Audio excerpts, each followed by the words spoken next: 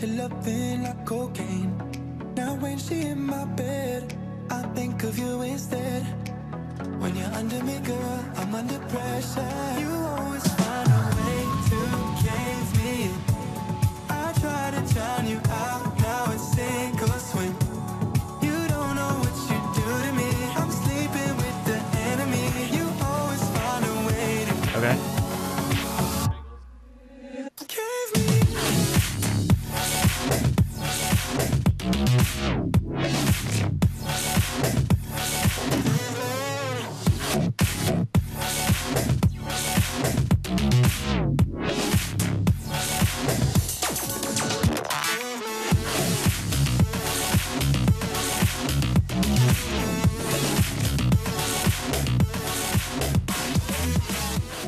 Happy Monday, everybody. Yo.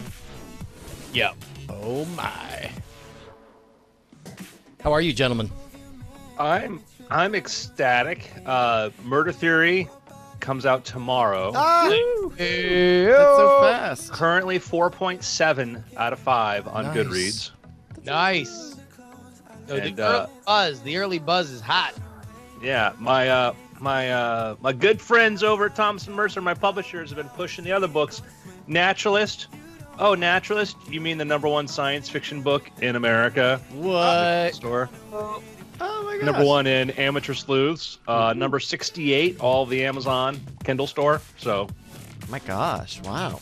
yeah, Amen. the other ones are on BRB buying Back this. catalog. Everybody needs to read up before they get to Murder Theory. That's right. Well, what's cool is the reviews on Looking Glass, the second one, were great. I was very happy with that. And then Murder Theory, I'm getting reviews. People like, hey, this is the first book I read in this series. I love this. Oh, right on. That's awesome. Right. And so have people being able to jump in and feel like, But Very you, cool. even if you plan on reading Murder Theory first, you should probably buy Looking Glass and Naturalist like just before you even start as a show of faith.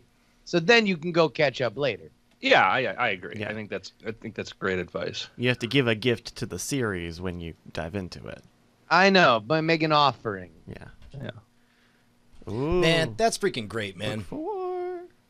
Oh, the Dark Path. Man, they are so friggin' fast there Does that on say Amazon. that says later this year, October 2019? Okay, fun thing. Is that Dark real? Pattern. That's the next Naturalist book. Comes out in October.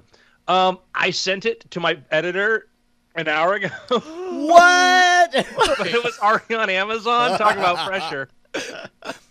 Well, That's great. amazing. It must be They because were like, because I have another series coming out with them. They're like, are you going to be able to make this deadline? I'm like, yeah, I have no problem with the deadline. And then, of course, I get sick. My girlfriend gets her wisdom teeth pulled and all that stuff. But I'm like, I need 2 more days. But, man, that's funny that it's already available for pre-order. That's great, though, because Yeah. that means that, like, because they put that up because they want people, if they get to the end of Murder Theory, to know to be able to go, oh, I want to buy the next one and have the little button pop up. Yeah. Which could be a thing we talk about in After Things, by the way. Yeah. Cool. But for weird things, are we good to do weird things? It's go. good to do weird things, Bryce. All right, then take it away in 3, 2. Hello and welcome to the Weird Things podcast. I'm Adrian Main, joined by Mr. Brian Brushwood, Aloha and ciao. Justin Robert Young, Well, hello, friends. and Mr. Bryce Castillo. Buongiorno. Yeah, Yeah. there you go. That No. works. I was wondering, we can do that, or are we going to do breeds of dogs? Shih Well, Tzu. aloha and ciao both can be used as a greeting or a goodbye, right? And then Can chow be used as a hello? I'm pretty sure. I remember hearing that at some point. Huh? Or maybe Okay, someone okay. just wanted to get away from you. Yeah. Oh yeah, apparently. Gentlemen, we have a very important episode here today. Okay. Because, well, I'm going to tell you what we're going to do, but first what we're going to do is we're going to solve, according to Science Alert with their publishing cooperation Business Insider, they have an article that came out today, 9 phenomenon that science still can't explain. We're going to explain those, all of them. Really? All 9 of them? Well, probably 7 out of 9. But anyhow, before that, I want to warn everybody, look around, look below you, look to your side, look all over,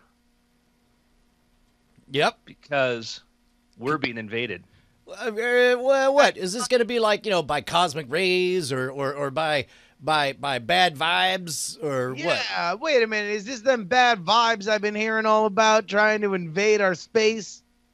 Okay, well, I'm going to tell you right now. I'm going to give you a new term for this because the scientific community does not have a cool term for it, and I have discovered the right term for this. Okay.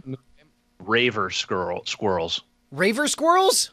We're being invaded by raver squirrels. Oh, man, with the little tiny adorable glow sticks. And they're Just sucking on the about. little pacifiers. Just about. And do you know where they are? They're giving each other 90s? back rubs. Everywhere. Everywhere. A Wisconsin biologist shocked to find out that when they looked at certain species of squirrels underneath a UV light, he had one under his bird feeder, and a squirrel went up there, and it glowed hot pink. No, wait a minute. Okay, now there are some animals that naturally phosphoresce or luminescent, like Glow. Scorpions will especially at just after sundown will appear to glow because they fluoresce. That's what it is. They naturally fluoresce. But then also we use that as markers to test like biological tinkerings, right? Mm-hmm. Well, in this case, the researchers found that they studied 135 species of squirrel and came to the conclusion that 3 species of flying squirrel, the northern Humboldt's flying squirrel, and according to the New York Times, glimmered pink under southern, northern, and Humboldt, glimmered pink under UV light. Is this okay? And we're fairly certain that these aren't like escaped experimental squirrels.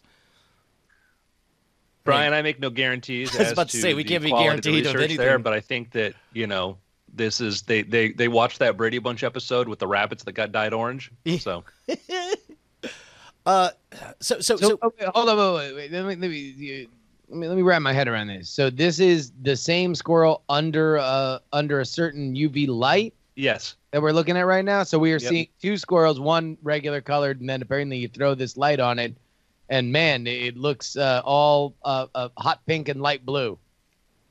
looks to be honest like it's wearing the old hypercolor T-shirts, yeah. which I suppose are about due for a comeback. It's been long enough. So So, and nobody knows why, or if they always been this way, and just somebody finally noticed. I think that's the case. Is it may have always been something, and then there's sometimes there's a phenomenon that you observe, and you're like, oh, that's cool. Like the whole Apple FaceTime bug, right? How you call somebody like group whatever, and you can hear before they pick up. Right. Lots of people know. I noticed that. I just thought that was just a thing that FaceTime did. I didn't realize. Stop to think like, no, that's really bad. That's a security breach. That's a horrible thing, right? But finally, Apple realized, oh yeah, we need to fix that. Sometimes you have things where you see stuff and you're like, well, okay, I guess it's a thing they do. People would know and talk about it. These researchers are like, no, nobody's ever pointed out that certain squirrels glow under a UV light. Do we have any idea of how much of the squirrel pop is day glowing as we very speak? Well, they said like 3 species of flying squirrels, and they're pretty common. In the study published in the Oxford Journal of Mammalogy, in their abstract, they tested 109 museum specimens and 5 wild specimens. And they found how many of them? What percentage were glowy? It's not in the abstract. Oh, okay. They found good times all night long with these squirrels, man. They're apparently they all gather at a warehouse. Wow. So I'm realizing that ravers do have a lot in common with squirrels. They congregate at night in empty warehouses. act really frenetic, run back and forth. Yeah. I have a proposal to the Weird Things research team. That's everybody listening. Okay. If you have a UV light, want to get a UV light, Man, tell us what else glows out there in nature. we got Squirrels, raccoons, Your maybe what's that? Your room. Yeah, possums. We actually need a special chemical to make that happen. But yeah, what else? What else is out there? Rabbit animals. Let us know what else glows. we got a squirrel that is living in our backyard. I'll try to spot it and hit it with a his name? spotlight. We haven't named him because we're pretty sure Morty. Kepler's His name is Morty the squirrel. Kepler's going to get him any minute now. So we're not trying. We're trying not to get too attached. Keep the name for Mortimer. Yeah. Anyhow, gentlemen. Yeah. Now that we've announced everybody needs to go out and do that. Really quick update. SpaceX tested yesterday the Raptor engine. The Raptor engine is the methane burning engine that they're going to be using for the Starship, which is their next generation rocket, which will be able to go to, everywhere, the moon, Mars, all of that, and replace the Falcon 9. It is a very, very, very big rocket. It's, like more than twice as powerful as their last one. And they lit this thing up, and it was a beast. And Dude, that's great. Yay. And everything was nominal. Everything. I'm saying nominal because we're talking about rockets. Everything was good. Yes, apparently, Elon Musk retweeted it. You can see the burn, which is cool. Wow. And what's cool is what we're going to see in the next couple of years between you have SpaceX with this, and then you have Blue Origin. Like I think the BE4 or BA4, their rocket engines, which are going to be used by ULA. Those things are super huge and incredible powerful as well. Methane burning too. That's the new thing. They're all doing it.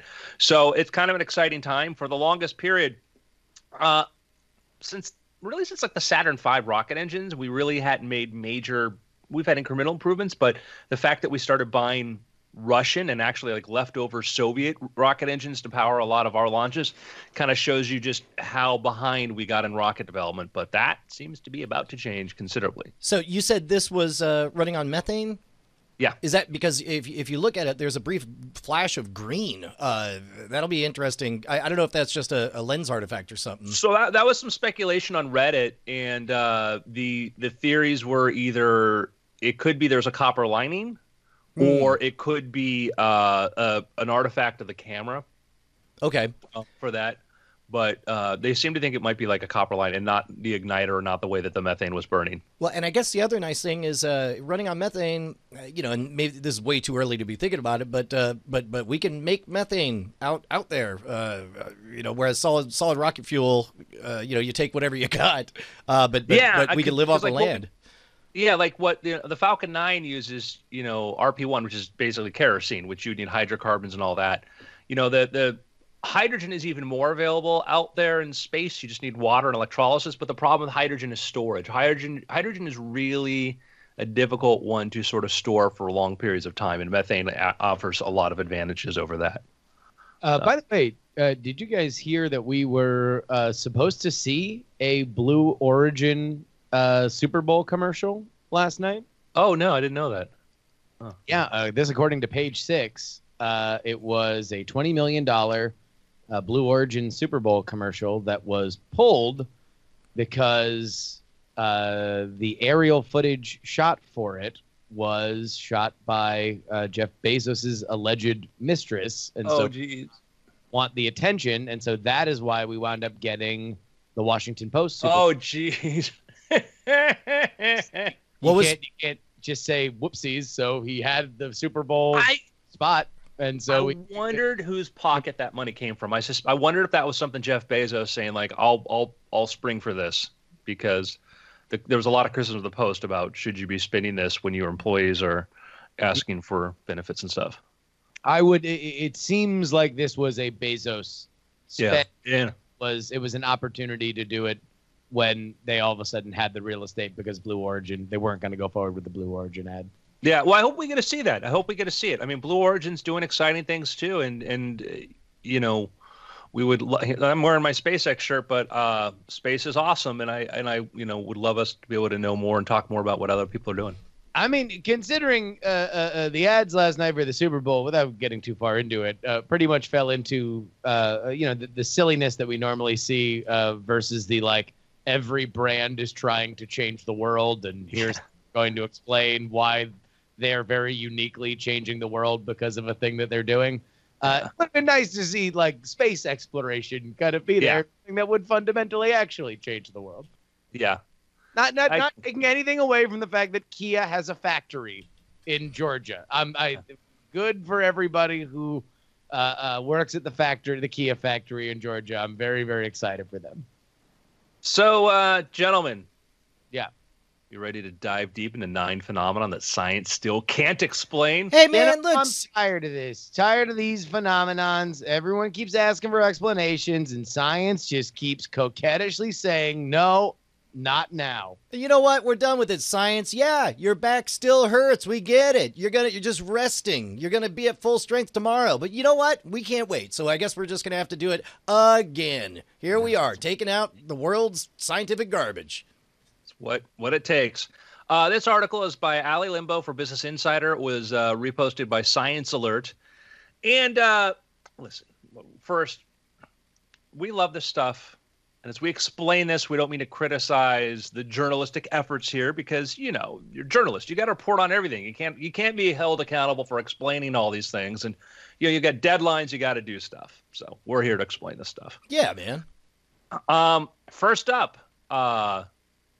and notice they said that, like, though scientists may have theories about the following phenomenon, no one can say for sure why they occur. Here's the funny thing about science. You can never say why for sure. It's why it's called science and not dogma or religion. Kind of the point, right? Yeah, You know, that we can keep adding and changing and. Yeah. So it just becomes to the degree of which you want to accept the explanations that are available there for you. Okay. 1, scientists aren't sure why people yawn. Oh, Okay. I know that one. Okay. It's to show dominance. Everybody loves to be dominant, and one way to do it is to look like you're screaming. But of course, screaming would attract predators, so you yawn, and then that way you look like you're screaming, and you do it very quietly. I can't believe you missed it, science. It's so obvious. Yeah. For real, what idiots. So there have been multiple explanations there. The most recent is the research from the Austin Institute. I'm totally not BSing you by Brian Brushwood. Could be. Others, they've noticed that it correlates with empathy, and they find it across the animal kingdom. Even reptiles you'll do contagious yawning, you know, like, right? So we know that it spreads. Now, there's a number of explanations for it, and probably what it is, a lot of them are true. You know, it might be a function that caught on because it served multiple functions. You know, you find out that, you know, things like your skin don't just keep the insides from the outside. They do things like produce vitamin D and do other things. And so many behaviors we have, there might be a dominant function, but there might be other things that contribute to doing this. So yawning could be an alert mechanism to signal other animals to be alert. Yawning could be we find, like we said, looking at how it relates to other people. When you yawn, I yawn, we're all like, you know, in cue with that. It's very, very probably a very old animal function going back to some, you know, reptilian ancestor. Okay, I guess that screws up because my theory, my real theory was that it would make sense in a tribal setting to sort of help to sync everyone up. If one person yawns, that is a subconscious sign to the rest of the tribe that this person is fatigued. And then, you know, if it's contagious, you know, it could be that yawning to some degree produces hormones that get you ready for sleep. And so it keeps theoretically maybe a tribe all synced up. But if it's a precursor to non-tribal creatures beforehand, then that seems like that's less well, likely. There's examples we talk about. Paratroopers are told to yawn before they jump because it's supposed to increase your alertness after you yawn. Huh. You know, it could be just this muscle reflex that's like, it's kind of like a form of a stretch. And if you think you go back far enough to, you know, an animal with a much more simple muscular system, you know, a yawn opening up the jaws could be. So we have explanations. We don't know for sure why, but we have explanations as to why. So science can explain it. We just can't agree which ones. So we need to test it somehow.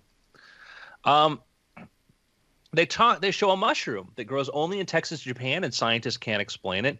The Coreocactus geister is the only mushroom species in the Coreocactus genus, and it's only found in Texas and Japan. The two locations are the same latitude, but mycologists have not been able to figure out why these mushrooms only grow on these two spots.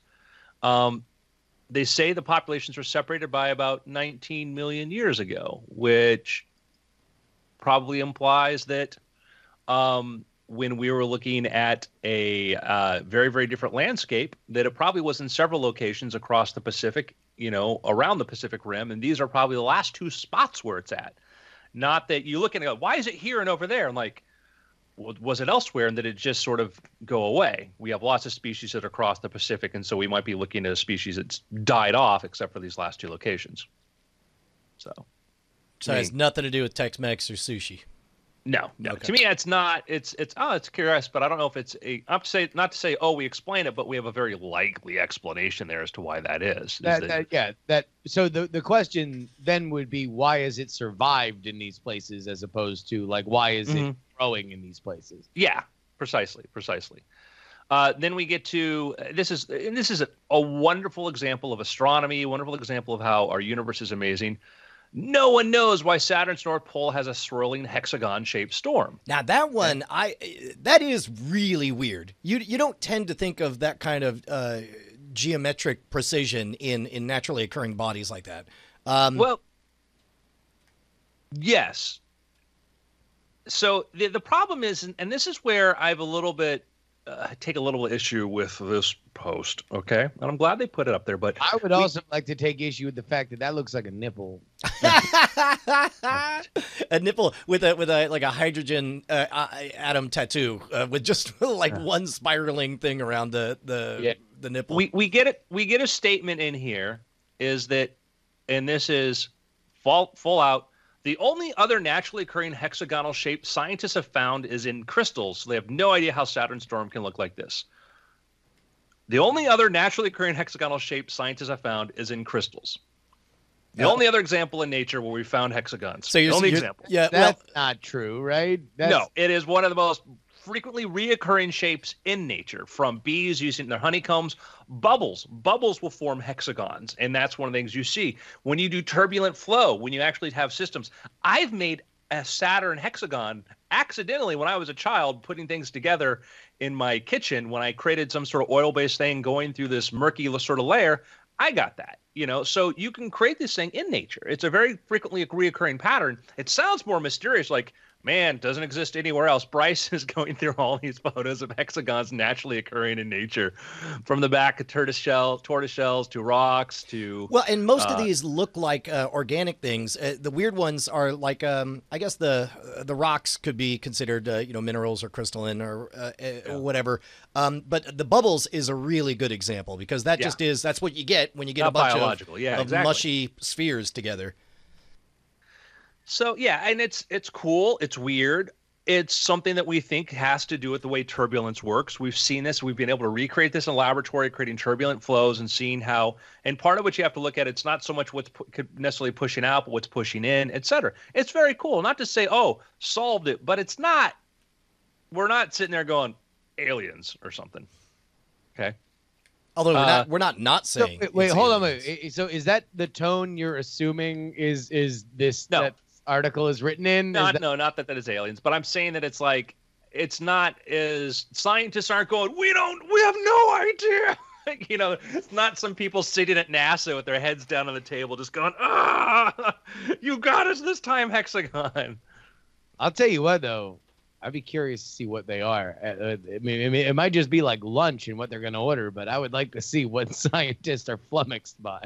Yeah, and again, we don't know for sure that it could be, but like the point is, like, yeah, no, only occurs, and like that, to me, that's kind of a little lazy to say, only thing in nature that does this is crystals. It's flat out not true. There is a very good journalistic point to be made that like if you are specializing in something, you should have a better knowledge of it than if a general interest reporter or somebody from another discipline is writing about it. If Page 6, for whatever reason, is writing, that crystals are the only place that nature forms hexagons, then it's like, all right, by and large, they're covering who's pregnant and whether or not Kendall Jenner's wearing a bikini.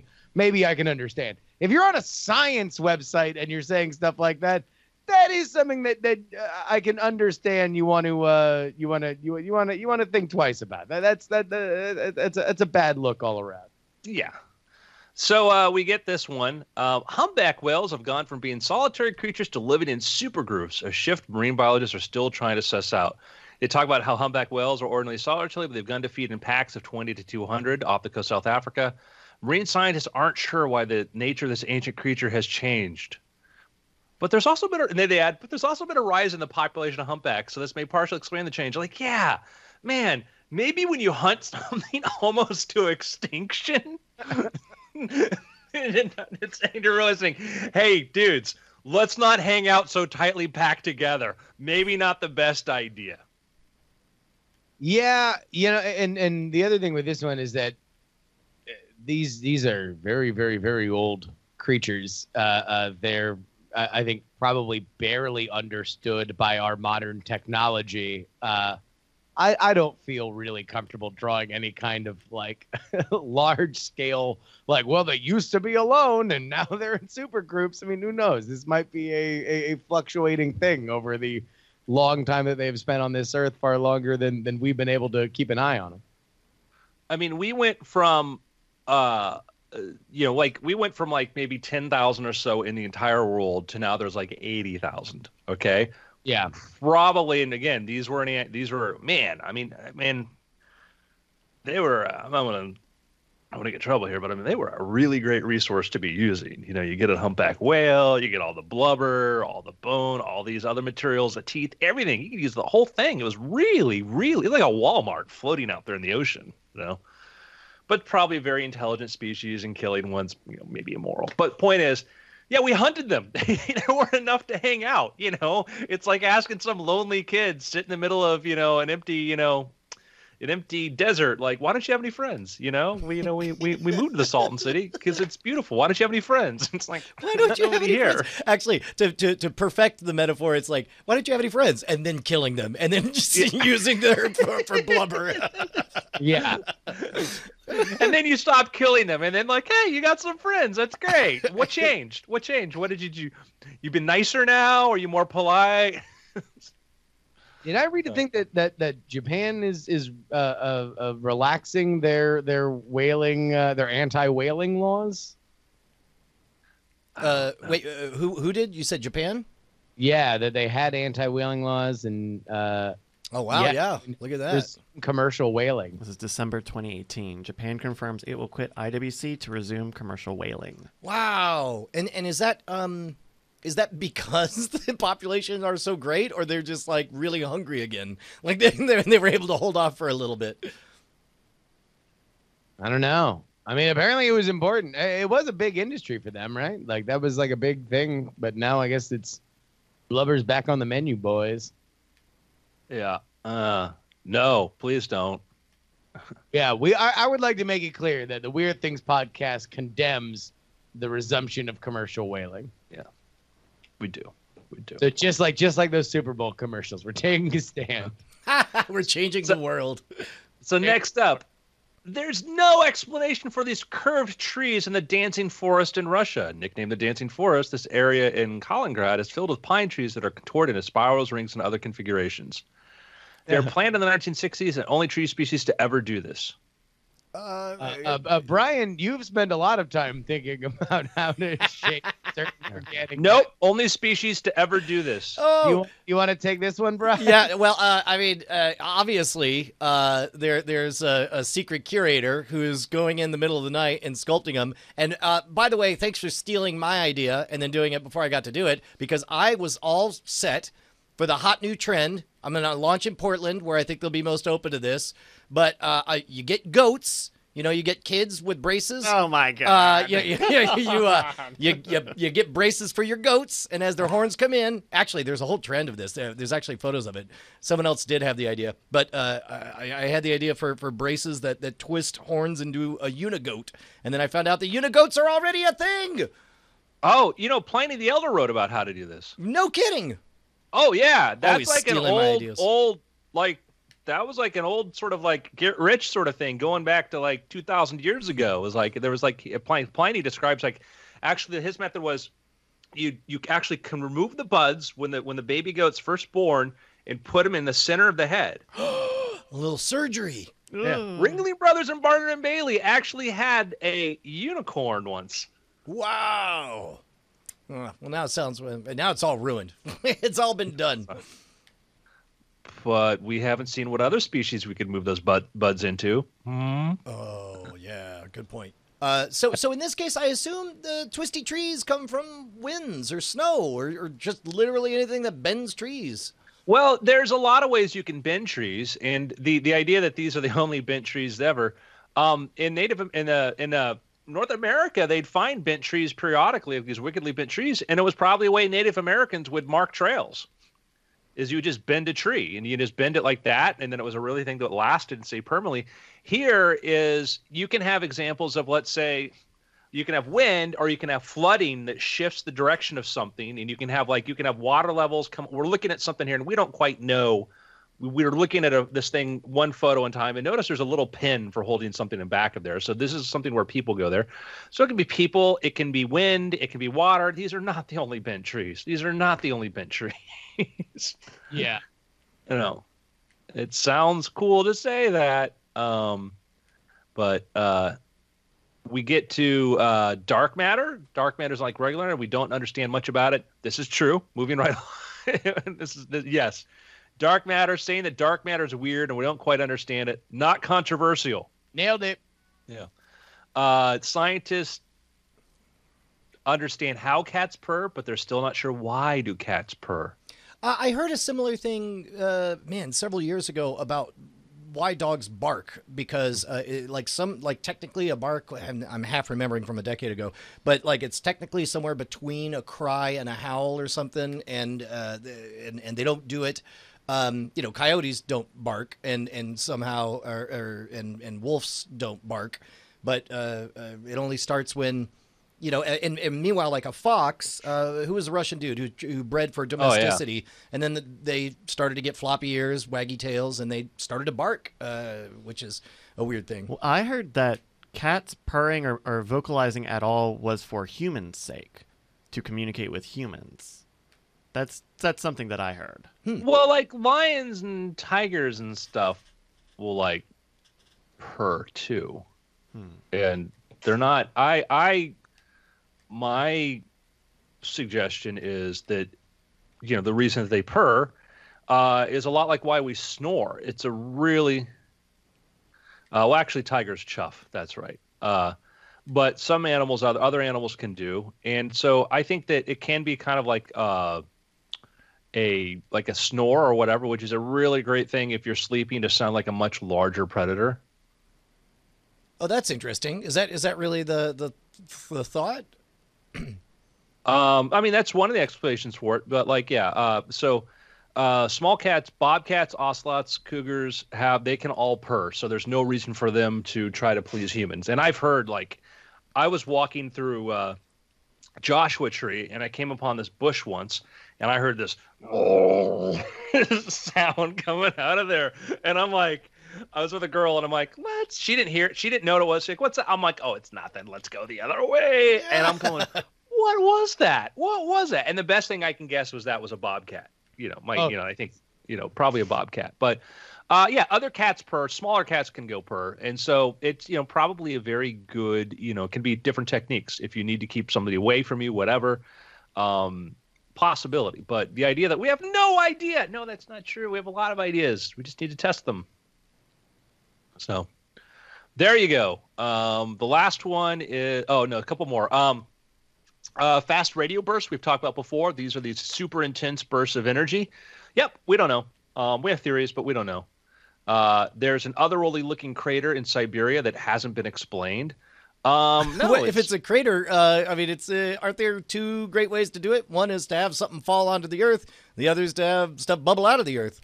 Yeah, well, that's the one explanation is that a steam explosion happened during magma emplacement or hydrous rocks. They list this right here. Like, you just gave us an explanation for it. Yeah, I mean, I guess they're not counting really good guesses. Yeah. Notice the shape of the crater. What does that kind of look like? Hexagon. Oh, yeah, it does. You're right. Yeah, it doesn't look unlike a hexagon. That's right. I'm still stuck on nipple, but yeah. With a little nipple in the middle. It's a dun dun dun. Anyhow, listen, these questions are great. Science is about providing answers, and we have a lot of answers. We got to test them, though. But will we ever know for sure? No, it's not the way science works. We're You just all get to the point swimming- where Yeah. We're all swimming in our gigantic bathtub of half answers, and hopefully we get a little bit closer to the truth before we die. you know what is as close to the truth as you possibly can get is we love you. We love all of our supporters. We love the people that help us out. Heck yeah, man. And that's why we direct everybody to go to patreon.com/weirdthings so you can support this show. It's down for boy. maintenance. But I swear to God, it'll be up by the time you go there. Patreon.com/weirdthings. It's a great place. Man, Patreon's great. It's a great place where you can put in money and then get money out. That's the greatest thing about Patreon. Yeah, it sounds like you're describing a bank there, Justin. Are they aware that they're a bank? Are they under the impression they're a bank? It's my favorite part. You know, I'll bet you banks don't deny people things all the time. I don't hear about it because they're too busy being a bank. They have steps and justifications, and they do things in a measured way. I have no complicated relationship with my bank beyond understanding that maybe they're investing in things that I wouldn't otherwise like. I can switch banks whenever I want. All I'm saying is that patreon.com/weirdthings is how you can support this show. Go there and stop me having to talk about Patreon.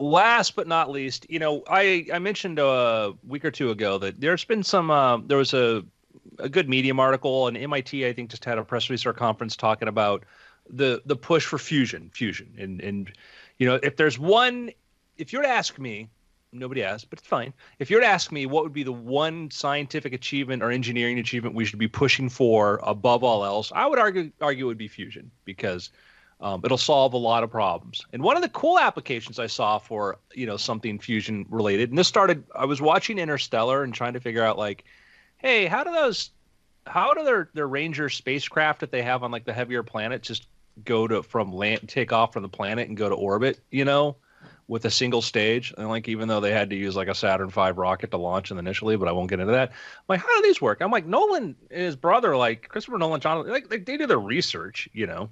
Yeah, And- as a matter of fact, didn't they release like a whole book, The Science of Interstellar? And in fact, they contributed, like, that visualization of a supermassive black hole was the first mathematically accurate, like it was news to even scientists that that's what it would look like when they fed in all the equations. And you know what, actually, what's interesting is that, like, that is not like, and that was Kip Thorne who helped them with that. But that actually is an approximation, but they changed it.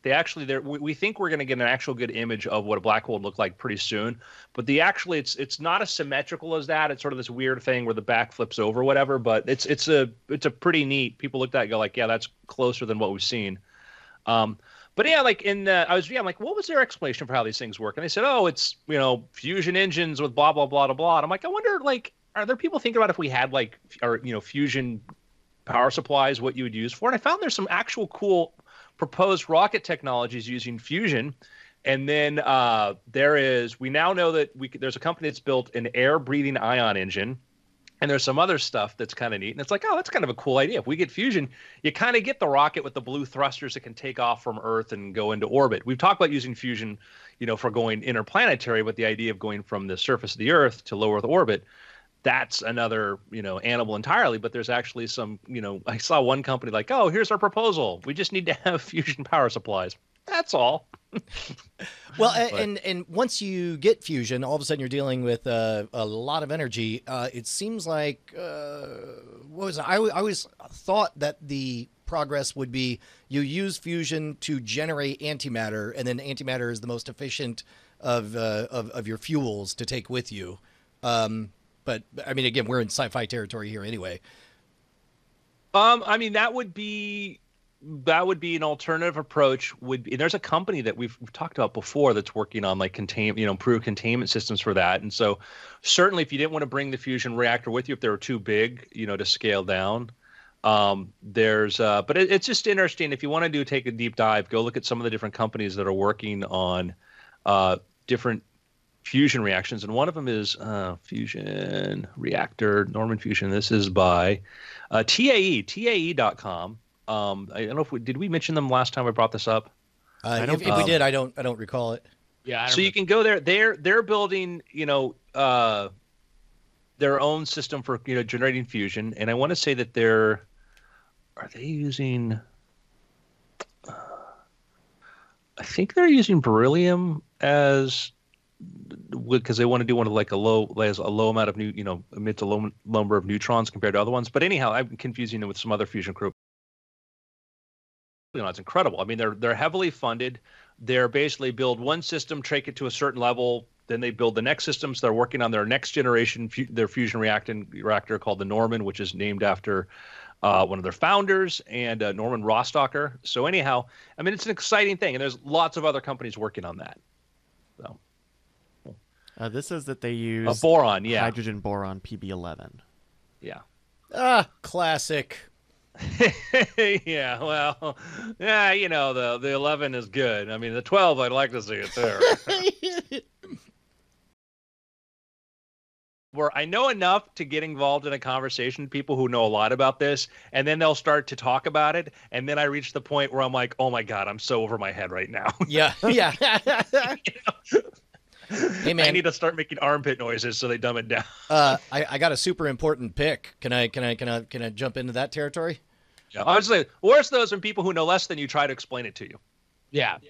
That's the frustrating part. But yes, please. Let me explain to you this, because I don't know if you know as much as I do about my pick, which is Murder Theory by Andrew Mayne, which comes out tomorrow. Oh, that's my pick too. Murder Theory by Andrew Mayne. Look, you might be saying to yourself, Murder Theory by Andrew Mayne. That's the third book in the Theo Cray series that began with The Naturalist and then moved on to Looking Glass, both of which are charting very, very high on Amazon right now in anticipation for this installment. But what I'm going to tell you is that according to the early buzz, this is not a book that you need to read 2 books to enjoy. No, if you want to jump in right now, you want to start with Murder Theory, the word on the street is that is exactly what you can do. Then go ahead and buy the other ones, read up on Theo Cray, understand where he came from. Murder Theory, available tomorrow on Amazon.com. Yo, in fact, I just checked out, and I got my pre-order in, so the paperback will be showing up any minute. Very, very excited. Hey, man, congratulations! This is huge that it's that the series is being so well received. I know it's my favorite series of all the stuff I've read of yours. Do you have any word on audiobook on this one? Yes. So is it coming out tomorrow? Can I buy the audiobook? Where did it go? Yes, there's an audiobook. Oh, great. All right, well, here. And by the way, Andrew. Geez, I'll tell you what, this is probably this is a big release here. I'm sure that you are spent on all Theo Cray, all things Theo Cray. This is probably going to be the last installment for a while, huh, Andrew? That's true, Justin. Oh, by the way, just I want to point out, if you want to start with the series and you have it, The Naturalist, the first book is only $1.99 in Kindle format on Amazon right now. It is currently the #1 science fiction book on Amazon. I decided I wanted to pace myself, because, we had not according to Amazon. It claims that you have a 4th book coming out later this year. This year, not next year, not the year after that. Andrew Mayne is working hard for you. I'll tell you what, it's not just Theo who's cray. Andrew's out of his mind writing these books. I never made that connection. I'm excited. This series has been a lot of fun to write. Theo Cray has been a great character, and I'm just so thrilled that I've been getting the support from my publisher, Thomas and Mercer, and from everybody who's been reading it. So, I mean, it's just super cool to be able to keep putting these books out there, because I've got so many stories for Theo. And this one gets dark, and the next one gets darker. I remember you telling us. You gave us a little sneak preview. A lot of bits and pieces, so to speak. if I remember Yeah. the scene correctly. Yeah, and that was funny. When Goodreads right now, it's got a 4.7, which thrills me. Is reading some of the reviews on Goodreads, and some of the people like, oh yeah, and there's the thing, and I'm like, yes. The thing. Well, and it's funny because it's like you're putting the darkest stuff you can imagine out there. Probably not the most dark stuff, but then you find out, wait, the whole world is sick, just like you. Like, Yeah. oh, you like that, do you? I'm sure Stephen King went through the same thing 40 years ago. Like, oh my God, you people are savages. You like this? All right. So thank you very much, Brian, for the pick. Thank you, Justin, for the pick. Bryce, what's your pick? Well, it's also, of course, going to be Murder Theory. The way you said that, like we I pinned was you up gonna against the wall in the chime high in, and school I couldn't get on the hype train for Murder Theory also. But yes, check out Murder Theory. That's gonna be really great. Do you have a pick, Andrew? Yeah. What's your pick, yeah. Andrew? My pick is my pick is All's Well. It's been my pick for the last month. Going my pick because I like to support my friends when they have stuff to release. Is All's Well, the Night Attack comedy album. No, that's like my wife's birthday is 2 weeks before mine, so I always like to do a big thing for her birthday. Because I know it's coming right around 2 weeks later. Said a good- All's Well is an Amazon choice. Oh yeah.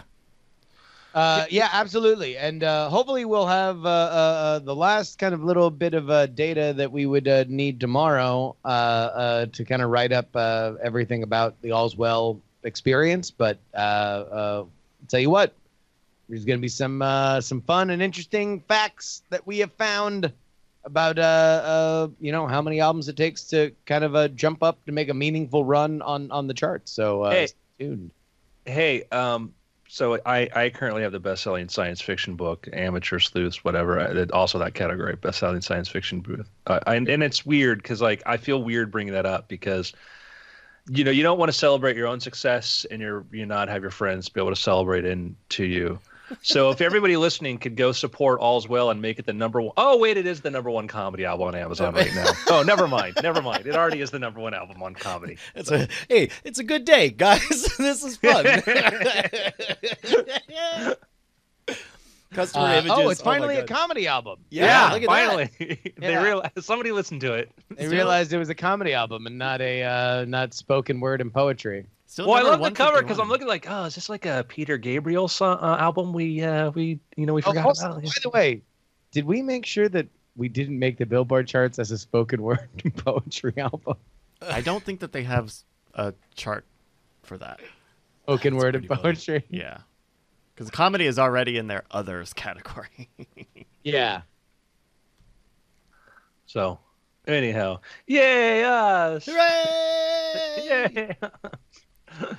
Man, if I'm so only excited. everybody listening knew how much self-loathing goes behind all this. Well, and Oh, it's funny, sure. like this part is the hardest part to cheer for to cheer for yourself because like all of the creative work and effort. And we could talk about this in after things. I think a insignificant amount of that comes from that weird, if not actual self-loathing, then at least a fear that you're not good enough, that low grade paranoia, that imposter syndrome. And then like you channel all that and you create art and then you have to switch it off and instead just go into blind confidence mode and feel like by the way, you're great and very smart for buying my piece of art. You are making a wise investment with your money. Pretty much. So there we go. Yes. Let's we fixed science and we picked the best book and the best album. Yes. Done it. It's been weird. Kaboom! Look at that. All right, you guys want to do after things? Yeah. Do you guys need a break? Quick break here for a moment. Yeah, I'm just gonna Sure. check on my daughter. Okay. And by the way, kudos to Spectrum for actually not screwing up Andrew's internet Yeah. for the first time in a while. It worked out pretty well today. How was your weekend, Justin? Don't jinx it. How was my weekend? My How was your weekend was great. Yeah. What did I do? Well, just kind of bummed around. I guess we I don't know, watched the Super Bowl. Super Bowl was boring. I heard it was boring. Yeah. Wasn't it like 10-3 or something? Yeah. Final. That 10 to, and sucks. it was 3-3 for the vast majority of the game. Hmm. And the fourth quarter, somebody finally scored a touchdown. Jesus. It was or no, 13-3, I think was the final. Oh, okay. But still, it was awful. It was really bad and really boring, and I was I was so bored by it that I was at the end just rooting for the Patriots. I hate the Patriots. I was rooting for them to win just so we could all just be done. To be over with. Because that's the other thing is that when you invite people over, it's not like I invited a friend over to watch the game with me, and it's like you can't turn off the game because Right. that's like the reason for the hang, right? Mhm. You know, if I was by myself, I'd probably at least start fucking around playing Hearthstone on my phone or something like that. But like, God, it's bad, annoying. Yeah, like you feel an ownership over however the game is, if it's a good game or not, And it was one of those things where these are two very good teams with very explosive offenses. So it's like you kept kind of thinking like, well, surely at some point It'll something get will happen. Yeah. Like I'll bet you they'll run a little trick play, or they're gonna run a little fake doodly doo, or they're gonna do a little. But it was like so close the entire time that nobody was even taking chances. They were just Oh. punting to each other over and over and over again. What a Infinity, forever. We did the rewind on Sunday. I think before the game ended, we had like overlapped with most of it, and we had our action zone in the corner playing. We spent the first hour trying to get Madden 1993 to work, but when you for some reason, I don't know if it was a glitch with the emulator or whatever, but once you finish the first quarter, the game would just reset itself. Oh, So we ended up having to switch to Konami Oh no, I think that Madden was like Madden 97 or something. But I think we ended up on like Konami NFL 1993, like before they started using Madden as a name. yeah. And that I don't know if anybody was watching if they remember the final, but it was like 36-33 the Pats. Oh, it was- you just put it on an auto. And I had it on the CPU play itself, yeah. And so, but it was weird because in every sort of because the Madden one kept breaking, we had started that one a few times, and every time the Rams would always be ahead at the beginning, and then the Yeah. Pats would kind of come back from behind. So I don't know what that says. But also, It those are says like that 20-year-old you teams. have far more entertaining experience than everybody else watching the game. Yeah. And then the halftime show. I watched the halftime show today because wrestling had a halftime show that was better, and so I switched over to the wrestling to watch that Yeah. live. But I don't know. I just felt like the Maroon 5 thing. I don't want to get into a gigantic NFL kind of rant, but it's like the reason why they had an underwhelming halftime show was basically because of this Colin Kaepernick thing. A lot of popular artists were like, we're not going to do it if Colin Kaepernick doesn't have a job. It remains the dumbest self-made problem for that league that they can't just tell everybody draw straws, and one of you has to invite Colin Kaepernick to your preseason camp. Say he's not good, cut him. It's just that simple. It'll take a week. Let him throw a few balls, and then you've at least pushed it into the realm of our football men watch the football guy play, and that's the thing. Instead, they continue to have this gigantic social issue that I don't think anybody really benefits from. And instead of having an awesome celebration of Atlanta's music scene on a gigantic stage watched by tens of millions that could have had Goody Mob and Outkast and Ludacris. You have a bunch of R&B singers. You could have had country acts from Atlanta like come on and make it a big celebration of a very musically rich town. They had Maroon 5, who was fine.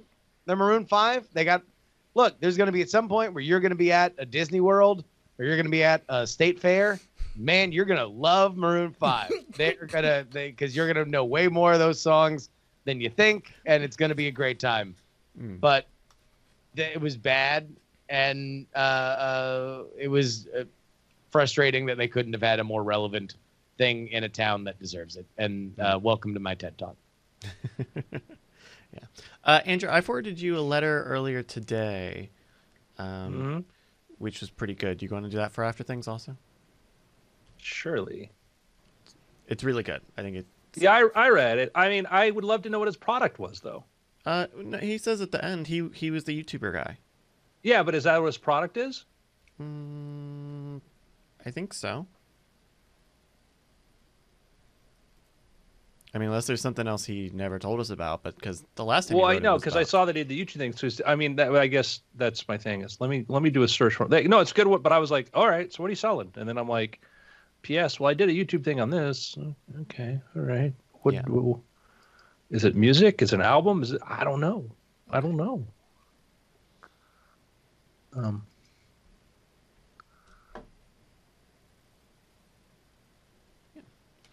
you have a good weekend, Brian?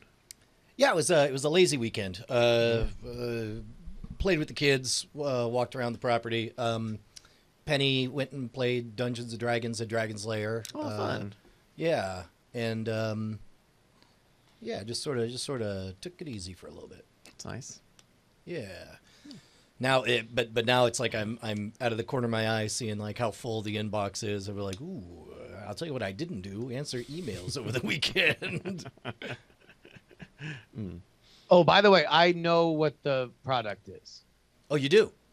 Yeah, if it's the same guy from last week, he is a consultant. Not last week. Not last week? No, it's not the Nerf. It's not the Nerf guy. Never mind. No, this I is don't know poop about butt. this is David. He wrote in about doing instructional videos and guitar cover videos versus original stuff, and I think he's followed up once before to say that his channel's actually doing pretty well. Yeah. Sounds like doing fantastic. Yeah. He just passed. Well, this is in the letter, so.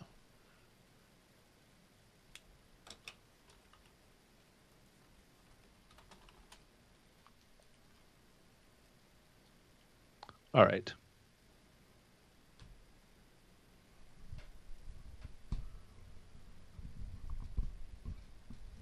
Y'all ready?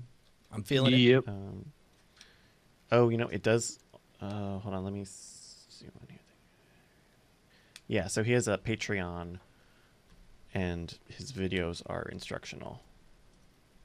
So I think he's trying to push people to Patreon. It's gonna be and he teaches songs. He's got a website. Okay. Oh, this is cool. Oh, this is really nice. Okay. I mean, not that it really affects our half-ass advice to begin with. Oh, okay. Well, if you guys are good to go, then... I'd like to pretend that I give better advice when I have more information, but I really don't. Okay, ready? Whenever you're ready, guys.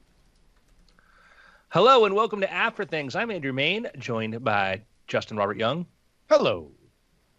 Rice Castillo, Hi, everybody. Brian Brushwood. Ahoy! Gentlemen, let's begin with the questions. We love it when you have questions, not because we're lazy and it means we don't have to prepare anything. And we love follow-up. We love when people say, hey, you gave me some advice before and it helped a lot. You guys have value. Stop crying yourself to sleep at night. It's okay. I mean, something like that. This is from David. David Potts. He says, hey, guys, long time, third time. You know the advice everyone gives about the importance of starting a mailing list for your product brand, even if you don't send emails initially? Well, I did that. Been slowly collecting email addresses over the last couple years, up to about 2,000 now, but I haven't sent a single thing yet. So my question is, can you give any general advice on starting to make use of an existing email list for my product? Is it something I shouldn't race into unless I'm ready to be disciplined and consistent with it? Also, I have a lot of email addresses, around 500, via people who've tipped me via PayPal.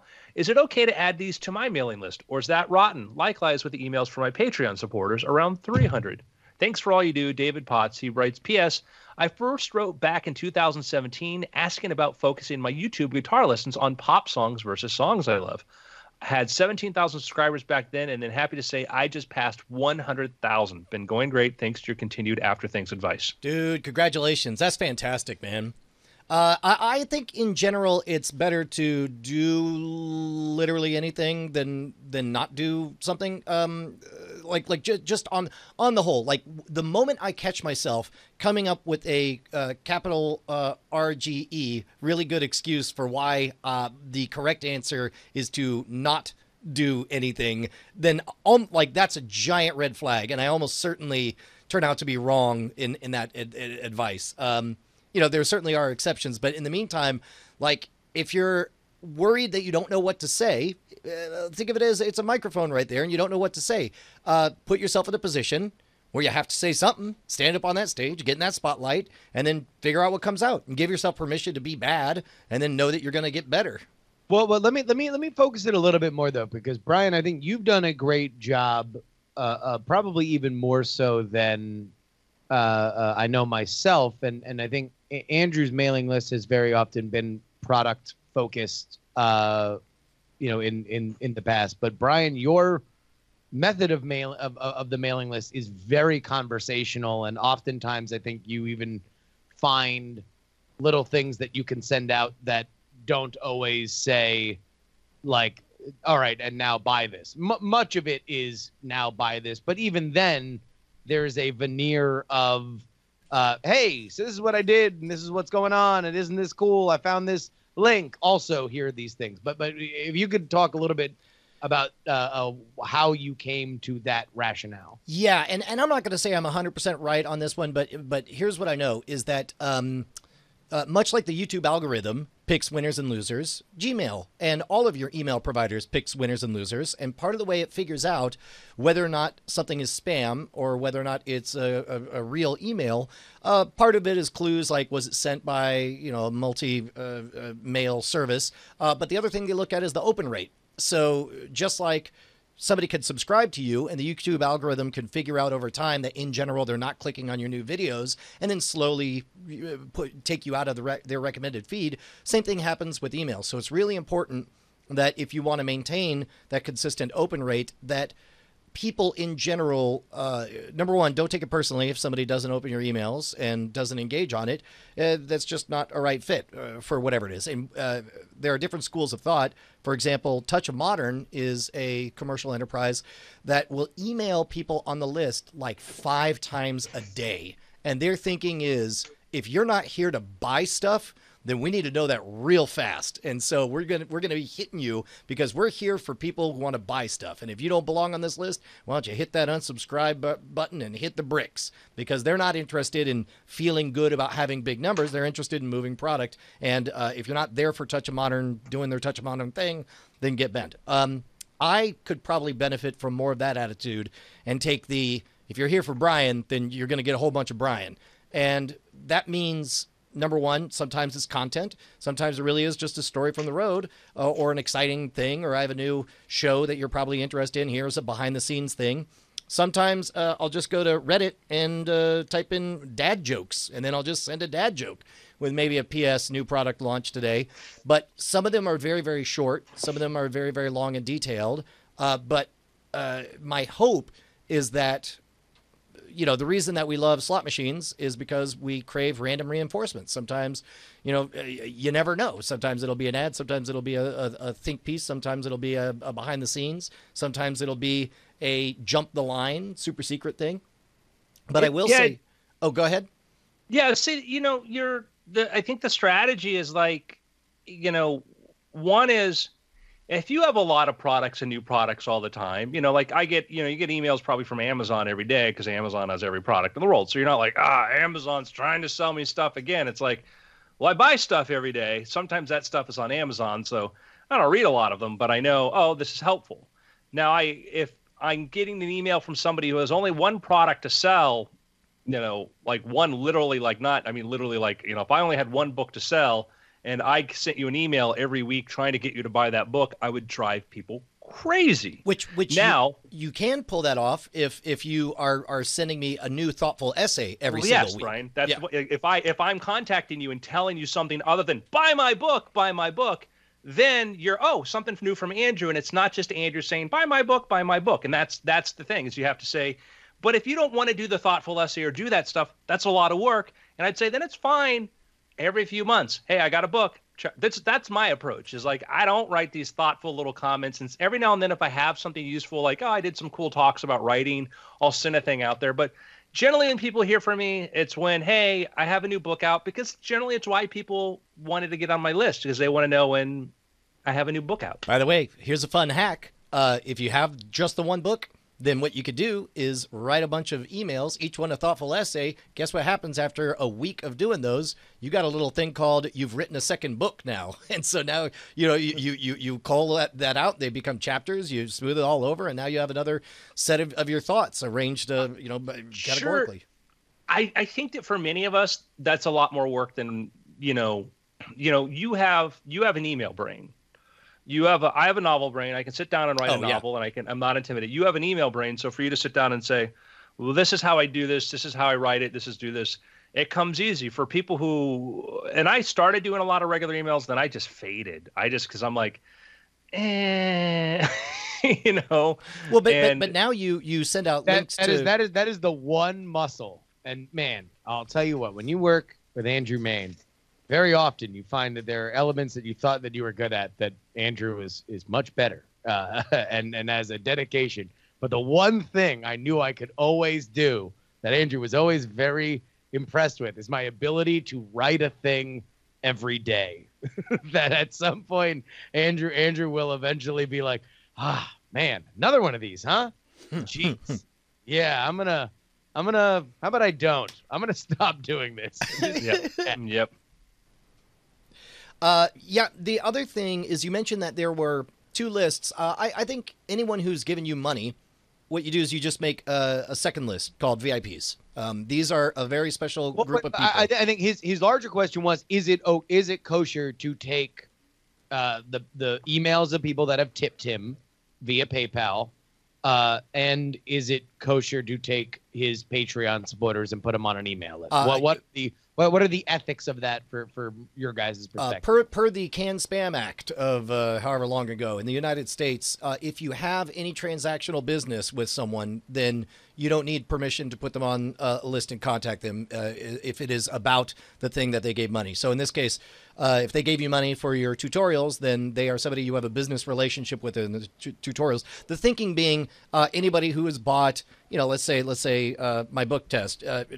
Certainly, I should be able to reach out to those people and say, "Hey, we found an error on page 75. You should know about this." That's transactional business, and so what you're describing sounds like it would fall underneath that. Now, whether or not it's tacky or not, that's your question that you have to evaluate your relationship with your audience. For example, when Cord Killers left the old network and became an independent show, there was the last thing we said on the old network is we don't know what's next, but if you want to be along for that ride, sign up on this email. And it's like overnight, there was 5,000 names on this one email. And that is a very special list in that every time I send something to it, 80% of it opens. And as a result, I think I've only pressed the button 3 or 4 times, and they've been about important Cord Killers related stuff. The exception being, I called up Tom and I said, "Hey, this is our shared audience. It's the Cord Killers audience. I have a TV show coming out. Is this, are we both able to turn the key and feel good about reaching out to this highly engaged special list?" But and I think that's the only time we did that. I think we did an announcement for Patreon, an announcement for the independent show and all that stuff. So in that regard, I think it is good to kind of have different voices for different subgroups. And I think it would be good to have a VIP list, and you could just open in line, I found that people really appreciate you flatly saying why this is. You are receiving this because you're on a very special list of 800 people who have ever given me money. Now they know. And then next line is like, if you don't want this, no harm, no foul if you hit that unsubscribe. Now they're even more interested in what you have. If anything, that's going to create more excitement for whatever wisdom you're about to drop. And so we're a big fan of breaking out individual lists based on certain products, or it's important to know kind of what the value of individual people are, and to say you are on this list of this many people for this reason. I'm talking to you about this one very important, time-sensitive, either product release or opportunity or whatever. I think all of that is a really, really good idea, and you can have different voices. And don't be afraid. I mean, yeah, you can, as far as we understand, you can put those people on a mailing list. Just if you just want to put them in your group, in your big list, have an easy to find unsubscribe button. I have found that people, for every person that says, get me off this list, or I don't want to be on this list, who can't find the unsubscribe button, I'll get 10 or 20 people who are like, oh, cool, something new. I didn't, or how do I find out more? It's natural. And there are people whose stuff I like, but I start going, I'm not into their thing right now, and I'll unsubscribe, and nothing personal against them. And I don't take it personally against me when I get that. I'll get some, I've had like once or twice, I'm like, how did I get on this list? I never signed up my name for this list. And I see where they went into and did like my MailChimp, clicked in, put their email address in there, and they got a confirmation email. You're like, you're just angry at somebody today. That's fine. And I've had that like once or twice. But, make the unsubscribe very easy. And as long as you've had that transaction with them, email them. And then, in Magic, we get people who are just drive us up the wall with stuff. And, and also like, I don't know, like I would do's and don'ts, like, don't send an email, the subject line, I have a special gift for you, and it's a 20% off coupon. Things like that. You can take advantage of the curiosity gap, but you better pay it off, because otherwise they're going to sniff it out, and then they won't. Maybe they'll open that one, but they won't keep on opening when they come on in. Yeah, and their trust went down, and you can tell, like, in some of these emails you get like, mortgage is due, the way some of these things, and it's understandable, but it's the way some of these things are worded, the desperation that comes through for that. But I think, don't be afraid to just say, hey, general update, I have these things available, blah, blah, blah, put together, sending this email out. If you want to get off, just click unsubscribe here, just do a thing here, just remind people I've got this thing here, my Patreon, whatever. Tell them something's coming up, do that. Don't be afraid to do it, but don't feel like it's a blog or something you have to keep at it every, consistently. There are people that when I see it come up, and it's okay when you have a release come in and say, hey, something's going to be coming out. Something's out today and something just came out, to do a couple, like 3 emails to sort of hit people with what's going on. That is a really good point, because as your email list matures, at first you're going to see like 80% open rates. It's going to be insane. And then it will mature and it will level out closer to, 25% is fantastic if you could get there. But even if it gets down to 15%, all that means is that you have to figure out ways to iterate the message. The message is announcing this thing that's going to happen. And then it's like, heads up, 3 days till this thing happens. Today's the day the thing is happening. And then a follow-up of like, oh my God, the thing happened yesterday. If you missed it, it's not too late. And now, because it won't be the same 15% every time, and it's tempting to perceive it that way, but there is going to be that 15% if you hit them 4 times with 4 relevant messages that are all relevant to their interests. Now you're reaching a good 30 to 40% of your audience. Can I share a little, I don't want to say it's a trick, but a thing to think about, and often I don't see this really understood or exploited as much, and one of the things that's really misunderstood about email marketing. We talk about open rates, and open rates are very, very helpful, for understanding how many people read your open rate. But one of the ways that I use email is I think of the subject line as a mini Twitter post. Correct. Because I know so many emails don't get opened, but I know that people see it. And if they see that subject line, if I just say, hey, some cool news for you, I've wasted it. wasted it, wasted it, wasted it. That's why if you read my subject lines, you'll see new Theo Cray book, book out today or this. So people go, Andrew Mayne, new book. They know that. And then maybe they'll open, but at least I've got that. Treat that subject line as advertising. So even if you're, 25% open rate's fantastic, but I guarantee you the number of people who see your email, if it's not bounced, is closer to 80% or so. And by the way, that's popping up on people's phones, that's popping up on their watches, it's popping up anywhere that a push alert for an email will go. And if that's the only thing that's ever seen, you got to make that count. Right. So Bryce just put a thing that said you use like curiosity subject lines. Maybe, but I think they're kind of BS, and I think people know that. And I think that if you look at you've got to deliver on that. And I think that a curiosity line, I think if you're like Brian and you got a really good relationship and something's going to be delivered, I think that the problem with, oh my God, you won't believe what I just saw.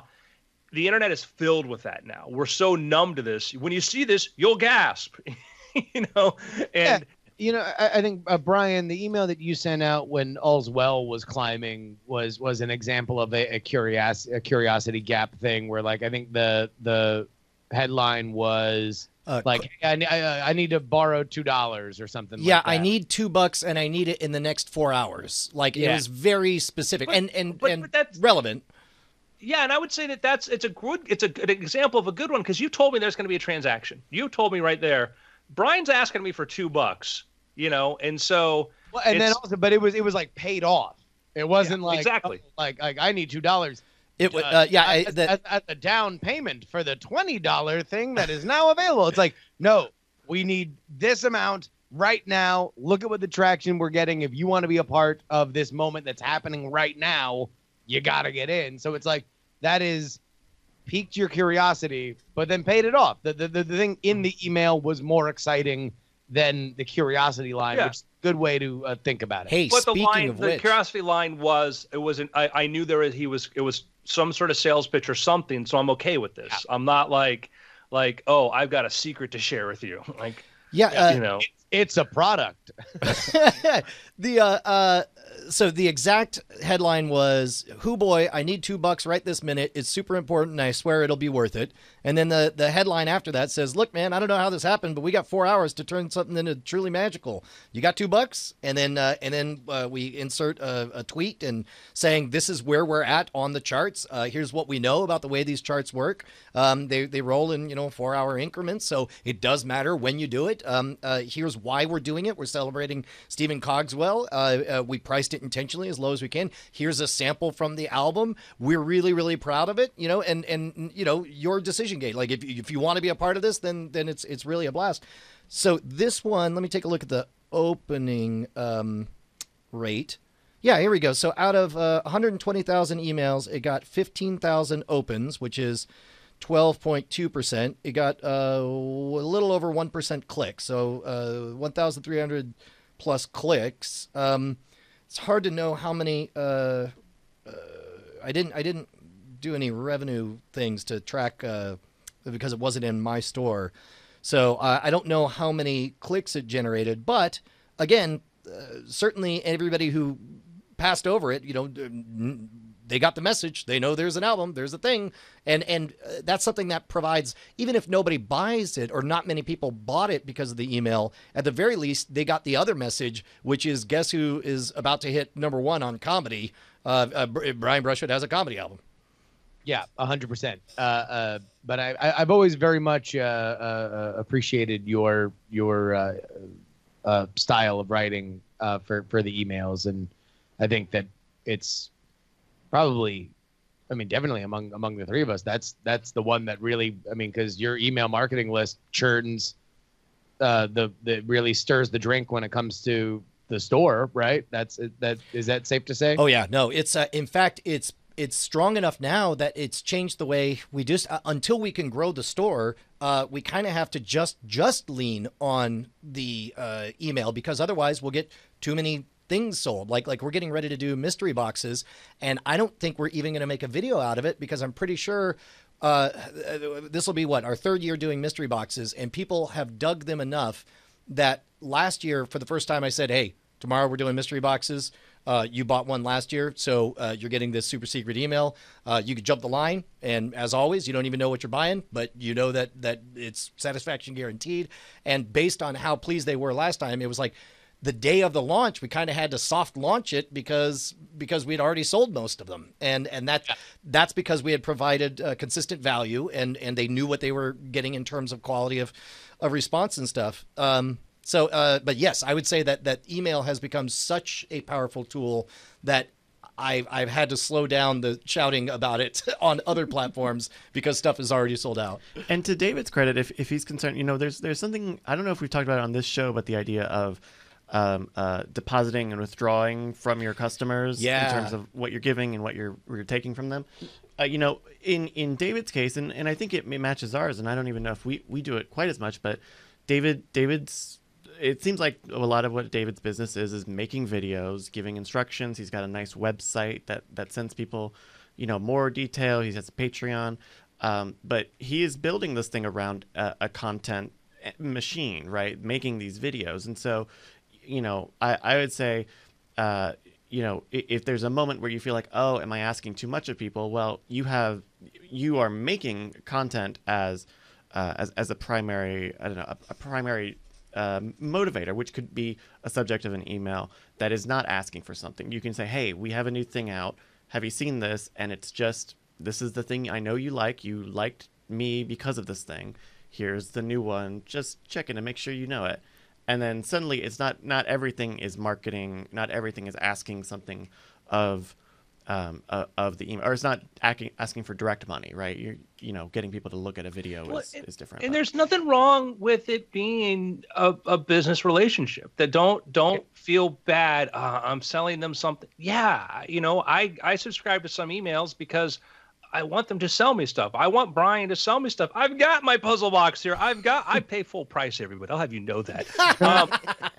Because I like this stuff. I think this stuff is cool. There are some people that like I'm a big Matthew Reinhart pop-up book fan, which, maybe if he does an email list, I don't know. But man, I don't, he doesn't need to email me. If I could just auto buy everything he puts out, I would do it, because this guy's output will never exceed my willingness to buy. So speaking of which, that is a bit of advice that I don't think we've given before. If you want to learn to write good emails, sign up for a lot of people's email lists. And I know that's so counterintuitive. None of us think, I want to sign up for spam. We're all very reluctant to sign up for stuff. So instead, be the reverse. Sign up. Think of all the people you like as a consumer. Sign up for their email list, a lot of them, and then figure out which ones you naturally tend to immediately open. And as you read, oh, wait, I just realized if it's longer than this long, I only glance at the first couple of paragraphs and then stop. So what a shame if you're getting ready to announce a product and you don't get it in that first couple of paragraphs when your own behavior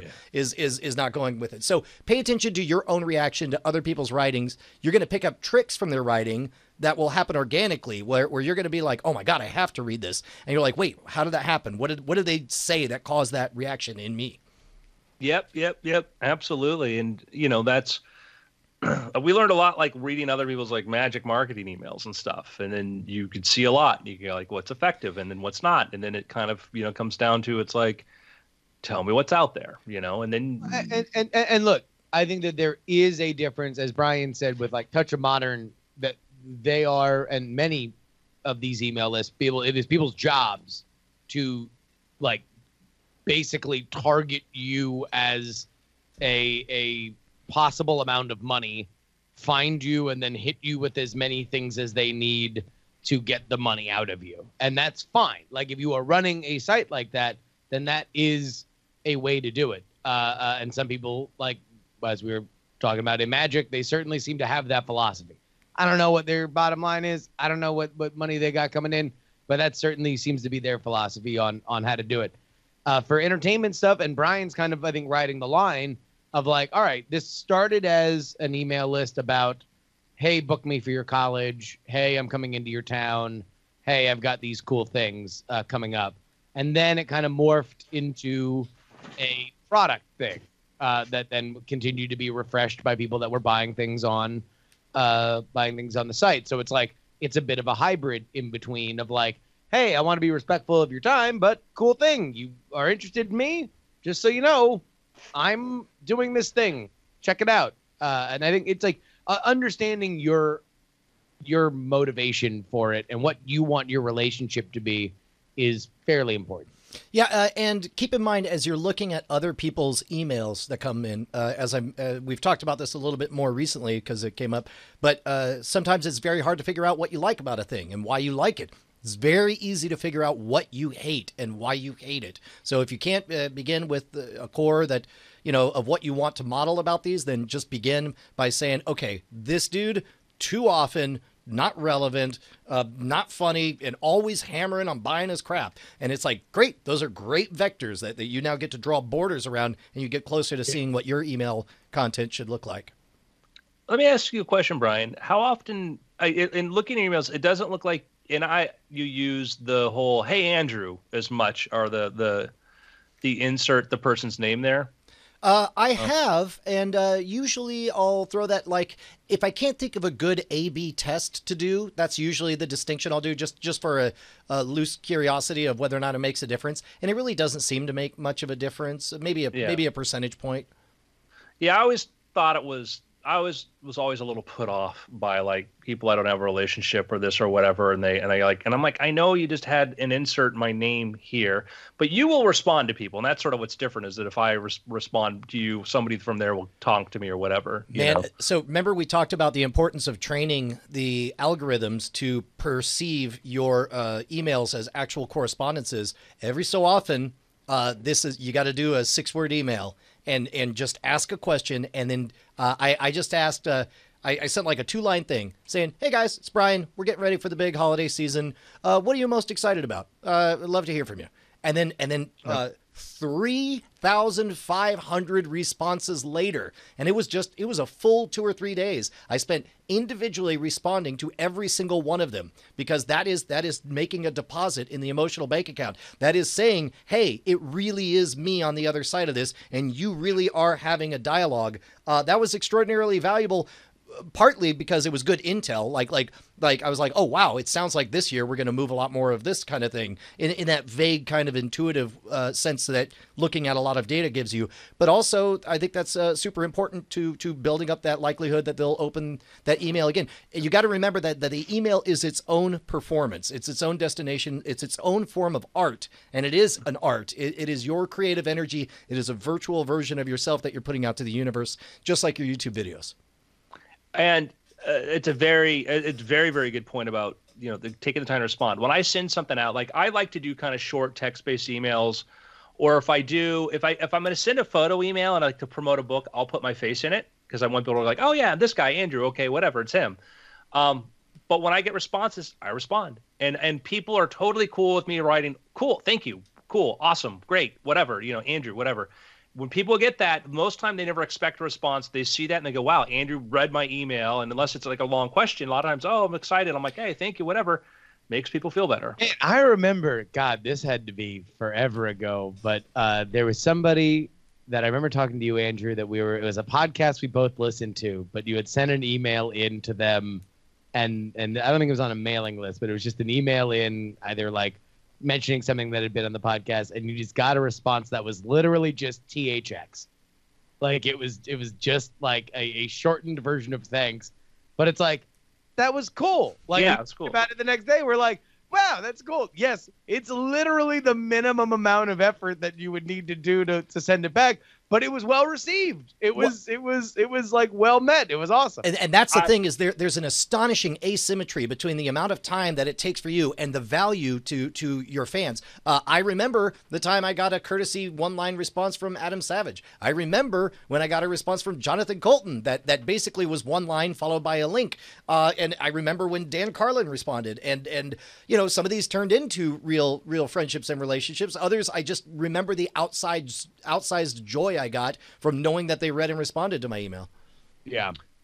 There's a funny correlation. I remember, and I'm not going to name names, but I may have known somebody who was friends with a billionaire, and this person who I knew had a pretty big following, but he would laugh because he'd get these emails from his billionaire friend, and they would be like, okay, fine, whatever. He'd be like, I got another 1-word email. And I'm like, Yeah, the guy's a billionaire for a reason. He doesn't sit around spending an hour writing lengthy responses. you know.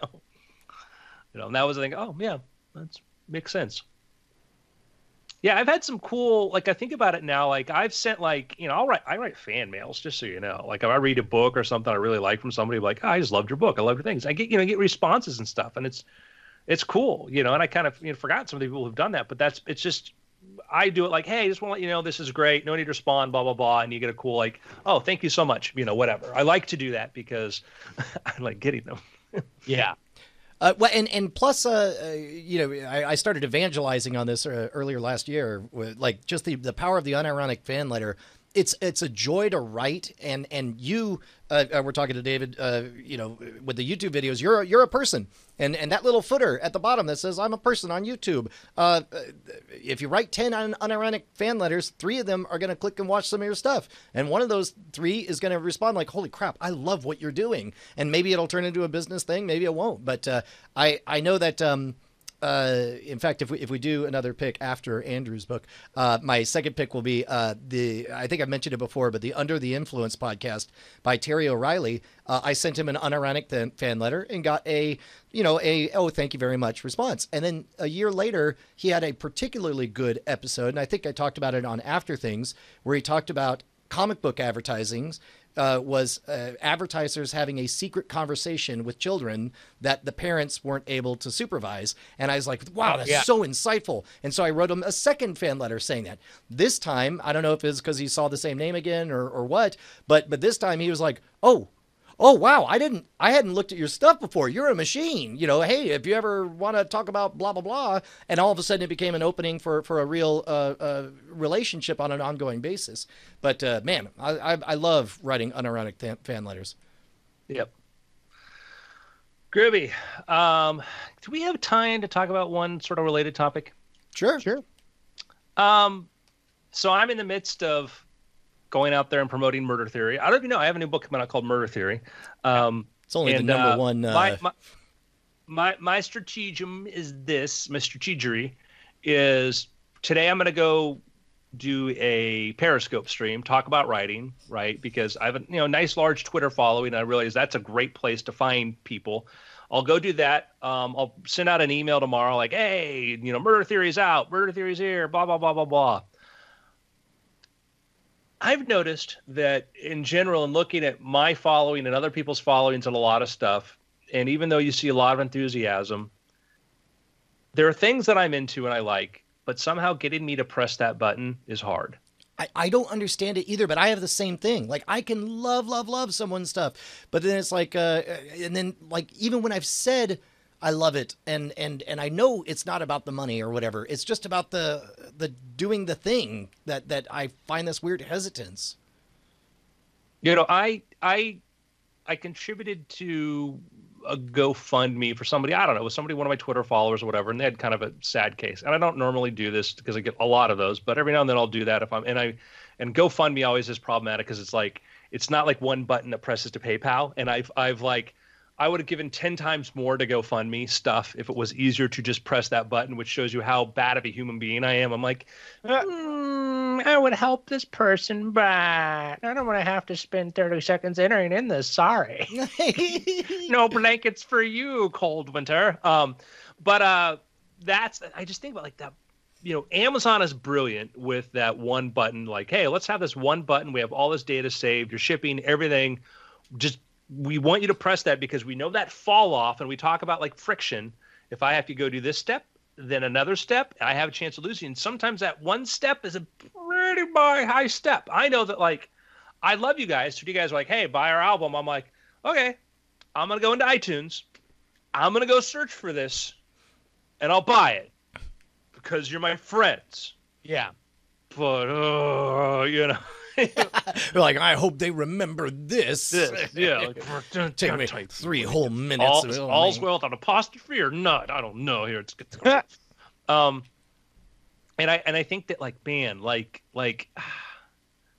that here, the problem with doing a podcast is that, like, our listeners, who knows what they're doing? They're working out, they're climbing mountains, maybe they're in some nuclear submarine under the Antarctic ice cap. getting somebody to go from here to action, like, yeah, we mentioned murder theory, like that. They're like, that's great, Andrew, but I'm out on my bicycle right now. I'll remember it when I get home. No, we won't. Well, but luckily you are priming them for the next time that when they get the email or when they see the tweet or whatever, that'll be the right moment. And they've already heard of it. They already remember the heuristic of they had previously decided that they wanted to support it, and now's the right moment to do it. Sure. And by the way, we have in the comment room, the link says your Periscope is the sole reason I bought your stuff and signed up for email. It's the personality that sells. Well, it's one person. Thank you very much. It's a great way for me. Link does like coloring books and stuff. She's a great artist, and that's the beautiful thing about these relationships where you can talk to people and it goes both ways. Is you discover, wow, there's a lot of a lot of the cool stuff I found is through that. Mike, you're right, Brian, but about like having like, hey, here's this, hit them a couple. That's why you want to hit them a couple different points. You don't just want to put all your effort into one thing. There was a post on Hacker News where guys like, he's like, I've something about how like I've sold like X thousand number of books, but I've only made like $1,000 or something like this. And then you find out that he spent $15,000 on Facebook ads. Oh my God. I'm like, and I wrote a post and I got people like, oh, you should talk more about this. I'm like, well, here's your problem. Facebook ads $15,000. It's like, if you don't see a return you can use these things to launch a thing, to tell people about it. But if you're using that kind of advertising to generate sales, it just doesn't work that way. That, even the people that I've spoken with who are professionals at targeting Facebook stuff, like it's like oil reserve wildcatting. Like you are just like, you are hoping to find, like, basically the money that you are getting is surveying places that may or may not, keywords, pictures, that kind of stuff that may or may not be a well for you. And then if you discover a well, which there is no guarantee, if you discover a well, then the next level is min-maxing the bidding system to get as much bang for your buck. But yeah, it's like when you're selling something that's like a $5 or $6 book, you're just not going to see the return on that. If you're turning every purchase into an eventual person on the email list or something, that's one of the things you think about. Like you have to ask, like, what were your expectations? How do you think the system works? But that being said, spreading it around is certainly good. But I still wonder, like, do we need better buttons? Like, do we need a better way to go from 0 to 1? Like, if somebody's listening to it or somebody's hearing it, like something better than a link or... Yeah, look at what Amazon's done. They literally have one. They patented the one click to buy button. Now they have the Echo device, whose name I shall not pronounce unless I summon the demon. Which you can buy stuff through. Which I've never bought anything through because I'm just afraid of like what I'm end up buying or whatever. And also, it's just it needs to be worked out. 3, they literally have buttons. You have those buttons. The buttons they have the buy buttons for like yeah. Those things, the little physical hardware buttons, that they've been selling. Yeah. Which is a clever idea, but that's because they're thinking about this. How do we make them press our button when they want this? Or how do we get people to just... Because their idea is when you get to the last roll of toilet paper, if the last thing you see in there is the roll of toilet paper and the button, and now literally that thought of, oh, I should really order more toilet paper if I'm picking up the last one is only a button push away. Like that's what they want to do. They want to find those elements where you're willing to buy, but your body or your life has not brought you to the point where you want to extend that information. Like it's not, I'm picking up the toilet paper. Oh, I should really buy more stuff. I need to go get my laptop right now and log into www.amazon.com. And then it's like you start to think of all the other places that you can buy it. Maybe I should go to the corner store. Maybe I should do that. And maybe you do. Or you just hit that button. Yeah. So, yeah, no, I do think that there is there are better ways that we can figure that out, and I think we're already kind of seeing it in terms of the platforms trying to take advantage of it, like Instagram's swipe up stuff. I think that there's probably better tools that Twitter could build to be able to sell certain things even inside that platform, so you don't have to leave. But that would also require Twitter making a push to have your credit card on file for whatever. So yeah. Well, and it might be something we will never see Twitter do, because Dorsey also runs Square, and Sure. It might be, I don't know. Yeah, I mean, I think that there's a lot that can be done, but I do think that there's probably even third-party things that are agnostic of platforms that would be great. Although that is the problem, is that all these walled gardens don't necessarily want anything to get super exciting that they don't have control over. Yeah. All right. Fail. Picks. Yeah, so specifically Under the Influence podcast, it's fun. They're breezy. They all have really, really good takeaways about the nature of advertising and the great stories of all times when it comes to that. Most importantly, they recently are releasing the entire back catalog. They're calling it a digital box set, and so they have the original licensed music in there, because I think for a while they were doing the podcast version. You could tell they were always putting copyright-free versions of the music, but the digital box set version has the original music in there. I'm going through, I'm binging the whole thing. So it starts way back in 2008, I think, and so it's like 10 years of podcasts that are just plowing through. Rad, man. My pick is Netflix. Sex Education is a series on Netflix. It is British. It stars Gillian Anderson of X-Files fame as a sex therapist with a teenage son through various hilarious high school hijinks. He winds up giving sex advice to the high school students. But I think it's kind of very, very charming in that it's, a very sort of like, it is like the 80s idea of the sex-obsessed high school story. It is like its own version of like Porky's or American Pie or something like that, but in a very 2019 woke kind of thing, but not in a way that makes it cloying or preachy. In a way that very much revels in the hormone-soaked realm of high school, but it's dialed up. Like, everybody's attractive and they look older than high school students, so you don't feel like a total creep. I have a pick. I watched most of this over the weekend, and I'll probably watch the last bit of this before Cord Killers starts. But it's also a new Netflix series. It's Russian Doll. Did you guys hear about I started this? that. Yeah, I started that this morning. It's a Groundhog Day. Yeah. And it's Natasha Lyonne, who you might remember from Orange Is the New Black, being stuck in this looping or. She keeps coming back to her. Dies, she keeps coming back to her birthday. Yeah, her 36th birthday. Yeah. I have to say that so I'm just about to the final episode of the season.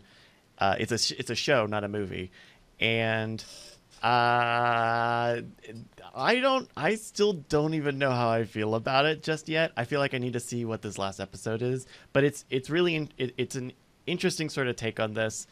She ends up meeting a guy who's going through the exact same thing, and then they're working together to try to figure stuff out. But this is something where the ending, I think, is going to play a large part into how much I like it. But it's pretty nice. You said you started watching it, Brian? Yep. I'm only I just got to the end of the second episode, I think. But early enough that I didn't even know there was another person who was having the same experience. And I feel okay mentioning it because they put him in the trailers. Okay. Stuff. Okay. But man, casting, she's fantastic. She's great. Yeah. I'll save anything other details. They do. I'm with you. Like, part of me is kind of sad that it's such a popular trope these days, and it's taking away the specialness of it. I feel like, you know, and I wish it were recognized as it should be, as a genre. It is a genre of storytelling, and I think that it can be done a million different ways. That we should be looking at it. It should be categorized as the Groundhog Day movies. I think it is. I mean, there's, you know, you went from Groundhog Day. There were some other indies and sort of did stuff like that. Then you had Happy Death Day and which, Edge of Girl on Her Tomorrow. Birthday. Well, I don't know. With Happy Death Day, especially, I always think it's weird when these like modern day movies have to try to exist in a world where Groundhog Day doesn't exist. Yeah, they Except- sort of dance around it. Except Happy Death Day does exist in that universe, but the main character doesn't know about the movie, and he's just a big idiot. That's like the end punchline of the. Anyway, but I think Russian Doll has these. The way that it's pointing at the end of the season makes it seem like there are weird things going on that would give value to watching this whole thing. There does seem to be an invisible hand at work. There's a mystical element. Like when she tries to leave, she just dies it's like she's a balloon that is trying to escape through a forest of needles. I mean, she can't make it more than 7 steps away from the party without a comically finding a way to die. Yeah, exactly. Yeah. So it seems to indicate. But that's why I love the genre, is because on some level, you have to answer why this is happening, right?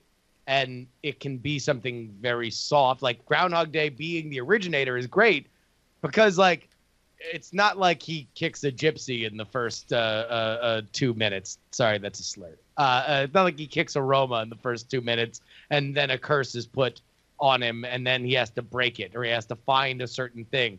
It's like, okay, he needs to be a better person, but then it just resolves, which is awesome that's where the starting point is, that it's like, okay, well, you can make it more of an explanation. You can make it time-altering aliens like they do in Day After Tomorrow, like Edge of Tomorrow, yeah. Edge of Tomorrow, sorry. There's so many different ways that you can go about it. You can do it comedically, you can do it dramatically, you can lean way more into the genre element of it. Yeah. But I think it's super fun when people try to take their spin on it because it is such a great, unique storytelling trope. So I found a list of films featuring time loops. There's an anime which talks about sort of like students having to do this, but 3 years before Groundhog Day was the movie 1201, starring Jonathan Silverman, Helen Slater, Jeremy Piven, and Martin Landau, about an office worker that keeps repeating the same day. That's interesting. Wow. And that was based on a short story from 1973 by Richard Lupoff. Wow. So certainly is a genre that's been around. There's another story. There's a kind of a neat science fiction book, which has sort of been popular with a lot of people, and that's Replay by Ken Grimwood, which was sort of about a guy wakes up like every day, like back as every time he dies, he wakes up back as a teenager and has to relive his life and through. And at one point he partners up with a woman and they like hire George Lucas and Spielberg to make movies before they come out, which actually I read another book that came out that has a very similar storyline as that, because people are like, oh, check out this book. I'm like, yeah, that was also like a plot line in Replay. And if you read how Star Wars conquered the universe, you'd be like, man, trying to repeat that success may not work. You need Brian De Palma there. You're hiring the wrong Lucas if you're hiring George. What's that? You're hiring the wrong Lucas if it's George. Yeah, well, I mean, there's a couple of them to bring in. Yeah. So anyhow, yeah. Cool. Let us know how it ends. I wait to find out from you. Yeah. I have a pick, and it's not like you're going to go, oh, Andrew, this is the greatest movie. Be like, this is kind of boring, kind of slow, not a lot happens. And I'm like, yes, this is all... You're doing a great sales pitch. Well, this is all true. The reason I recommend this is because I've talked about this before. One of the things that's interesting about the movie War of the Worlds is that War of the Worlds was one of the greatest science fiction books ever written. Okay, the book is great. The book is just, it became a template for every science fiction invasion story since then. But it was part of a genre. It kind of feels like it came out of nowhere, War of the Worlds, the book. It feels like it came out of nowhere, but actually there was an entire genre of fiction in British literature that was the invasion sort of story. And generally it was about the Germans invading. And if you read War of the Worlds and look at that, where they talk about like the Martians having their encampments in certain places in Britain, the battle at sea and all this, you go, oh yeah, this is kind of just making the Germans super advanced, you know, in a way. But it sort of describes sort of land battles and sea battles, whatever, the way that would have played out. So that being a genre, there's other stories in that genre. And there was a book that I never read, but I just saw the movie, which is to get to my pick. It's called The Riddle in the Sands. And it stars Michael York and Simon McCorkindale, a Manimal. And basically, there are a couple guys yachting. One guy's yachting in 1901 in the Frisian Islands, which is north of Germany at this point. And he comes across some British people yachting, and it's a little bit suspicious. And basically, the revelation is that it's Germans are plotting to invade England using the Frisian Islands as a base. And he comes basically, they uncover this sort of plot. And it's not, I'm like, well, this is very interesting. And it turns out that like in 1898 or 1896, the Kaiser had actually put together plans for an invasion of Britain. Wow. Oh, wow. And that was a thing that they were like, hey, yeah, we're kind of afraid that we're no longer at war with France. Maybe Britain's, Germany's going to try to invade at some point. And the Germans pulled back when they realized, it wasn't going to be feasible, whatever. And I'm like, well, that's a very interesting point in history when that was their paranoia, was the Germans. And good thing it didn't turn out to be anything. Oh, yeah, I was about to say. A century of peace. A century of peace. Here. Yeah. So, but anyhow, the movie, The Riddle in the Sands is kind of it's on Amazon Prime if you want to watch it. Again, it's just, a different, story. So, cool. The Riddle in the Sands. The Riddle of the Sands.